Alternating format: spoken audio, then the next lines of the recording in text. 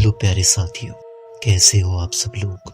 आपने truck driver की बहुत सी कहानियां सुन रखी होंगी, लेकिन आज जो कहानी मैं आपको सुनाने वाला हूँ, इस कहानी को सुनकर आपकी रूह जरूर कांप जाएंगी। कहानी को शुरू करने से पहले आप सबसे एक गुजारिश है कि इस चैनल को सब्सक्राइब जरूर कर लीजिए। ये कहानी है एक अनुभवी ड्राइवर सुरेश की, जो कि जयपुर में अपना माल खाली कर चुका था और उसे अब दूसरे शहर जाकर दूसरा सामान लोड करना था और फिर उसे वो सामान गुजरात ले जाना था। इसलिए वो उस शहर के लिए निकल जाता है। रात के करीब 2 बज रहे थे। सुरेश अपने भारी भरकम ट्रक के साथ राजस्थान के सुनसान हाईवे पर चला जा रहा था। इस रास्ते से वो कई बार गुजरा था, लेकिन आज की रात कुछ अलग सी थी। हवा में बहुत ही अजीब सा सन्नाटा था और हाईवे भी बिल्कुल सुनसान था। दूसरी कोई गाड़ी उस हाईवे पर नजर नहीं आ रही थी और हाईवे पर बहुत ही फॉग थी। हाईवे के दोनों तरफ रेगिस्तान था और दूर दूर तक कोई बस्ती भी नहीं थी। सिरसा के पास एक कच्ची सड़क पर उसे मोड़ लेना था, जहाँ से करीब 50 किलोमीटर के दायरे में कोई भी ढाबा या पेट्रोल पंप नहीं था। लेकिन उसे जल्दी पहुंचना था, इसलिए वो बिना रुके ट्रक चलाता रहा। जैसे वो एक पुराने पुल के पास पहुंचा, उसे सड़क के किनारे एक महिला खड़ी दिखी। उसने लाल साड़ी पहनी थी और लंबे खुले बाल उसकी पहचान छुपा रहे थे। इस सुनसान सड़क पर इतनी रात गए किसी औरत का होना बहुत ही अजीब था। सुरेश ने अपने ट्रक की स्पीड कम की, लेकिन उसके दिमाग में क्या आया कि उसने पूरी तरीके से ट्रक नहीं रोका और धीमे धीमे ट्रक को चलाता रहा। जैसे ही सुरेश का ट्रक उस औरत के पास से गुजरा, एक अजीब सी ठंडक उसे ट्रक में महसूस हुई। अचानक उसे ट्रक के पिछले हिस्से में कुछ भारी चीज गिरने की आवाज सुनाई दी। सुरेश का दिल जोरों से धड़क उठा, क्योंकि उसके ट्रक में कुछ सामान नहीं था, तो किसी भारी भरकम चीज की गिरने की आवाज कैसे आ सकती है। उसने साइड मिरर में देखा, लेकिन वहां कुछ नहीं था। वो समझ नहीं पाया कि ये आवाज कहाँ से आई, लेकिन तभी कोई उसके ट्रक के कैबिन पर दस्तक दे रहा था। उसकी रूह कांप गई। इतनी तेज रफ्तार से चलते ट्रक पर कोई दस्तक कैसे दे सकता था। उसने कांपते हाथों से शीशे में देखा, लेकिन वहां कुछ भी नहीं था। अब वो काफी डरने लग गया था।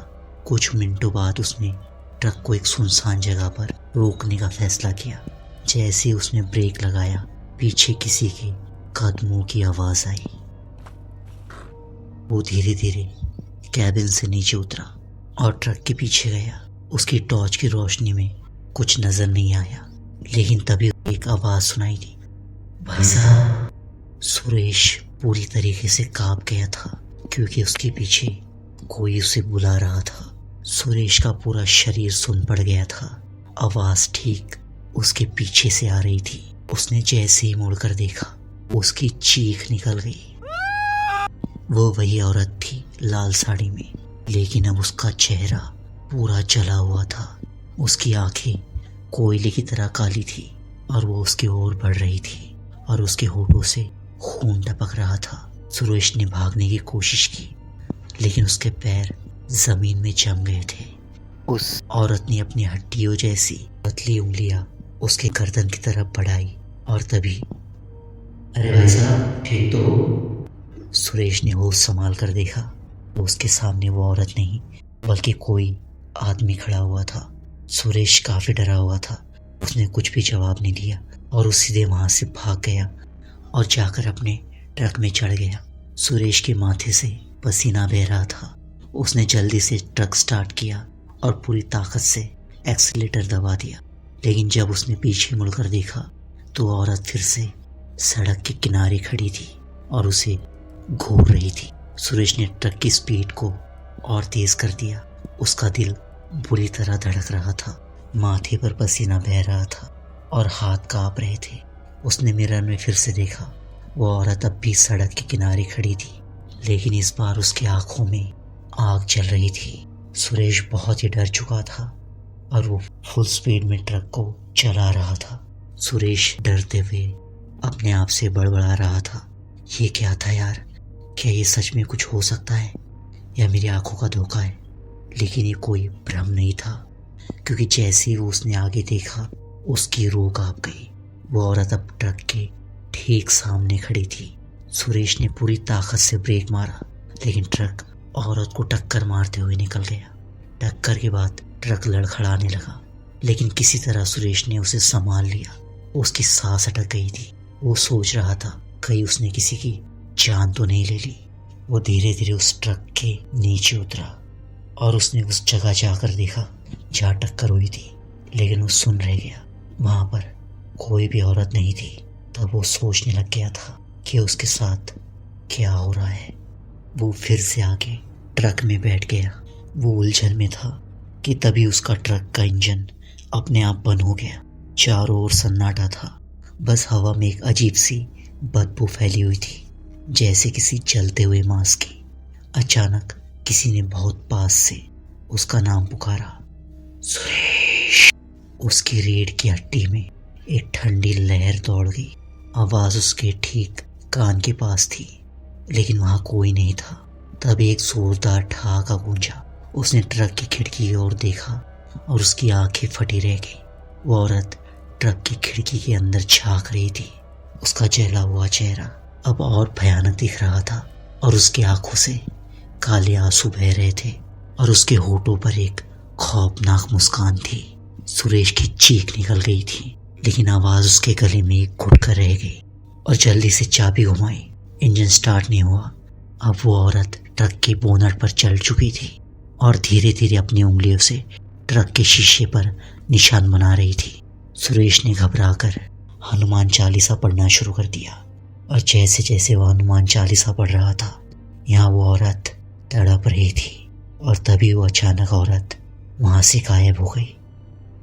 और यहाँ सुरेश ने फिर से ट्रक स्टार्ट करने की कोशिश की और इस बार वो स्टार्ट हो गया और सुरेश बिना रुके ट्रक को चलाने लग गया था। सुरेश बहुत तेज से ट्रक चला रहा था, लेकिन ये सुनसान रास्ता पार होने का नाम नहीं ले रहा था। लेकिन फिर उसने गौर किया कि वो एक ही रास्ते पर चल रहा था। कुछ आधे घंटे पहले वो जहां से गुजरा था, ठीक वहां से ही अब गुजर रहा था और उसे ऐसा लग रहा था कि वो इस रास्ते के छलावे में फंस गया है। और थोड़ी ही देर बाद वो औरत फिर से उसे एक पुल के पास खड़ी हुई नजर आई। सुरेश अब पूरा पागल हो चुका था और उसके सामने वो औरत हवा में आ चुकी थी। सुरेश ने बिना ट्रक को रोके सीधा उसको उड़ा दिया और सुरेश ने पीछे मुड़कर देखा तो वो औरत उसके ठीक पीछे बैठी हुई थी। सुरेश का ट्रक अब हिचकोले खा रहा था। वो ब्रेक दबाने की कोशिश कर रहा था, लेकिन ब्रेक फेल हो चुके थे और वो औरत भयानक मुस्कान लिए सुरेश को घूर रही थी। तभी सुरेश कह उठा, प्लीज मुझे छोड़ दो, तुम मेरा पीछा क्यों कर रही हो? तभी उस औरत ने अपनी भयानक आवाज में कहा, तुझे याद नहीं कि 1 साल पहले तूने इस सड़क पर एक लड़की को मारा था? और तभी सुरेश की दिमाग की बत्ती जलती है और उसे 1 साल पहले की घटना याद आती है।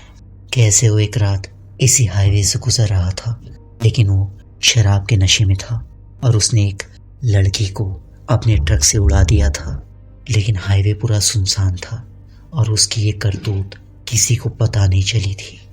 वो लड़की मारी जा चुकी थी, लेकिन उसकी आत्मा अब भी इस हाईवे पर भटक रही थी और सुरेश उस औरत से माफी मांगने लगता है, लेकिन वो औरत उसे माफ करने वाली नहीं थी।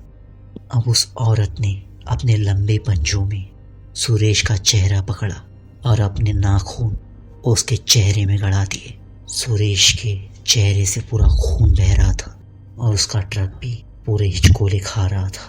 और अगली सुबह एक खाई में सुरेश का ट्रक क्रैश हुआ मिलता है, लेकिन सुरेश की लाश कहीं से बरामद नहीं होती और आसपास के लोगों में उस भटकती हुई आत्मा के किस्से फैलने लगते हैं और वो सुनसान सड़क बहुत ही डरावनी मानी जाने लग गई थी।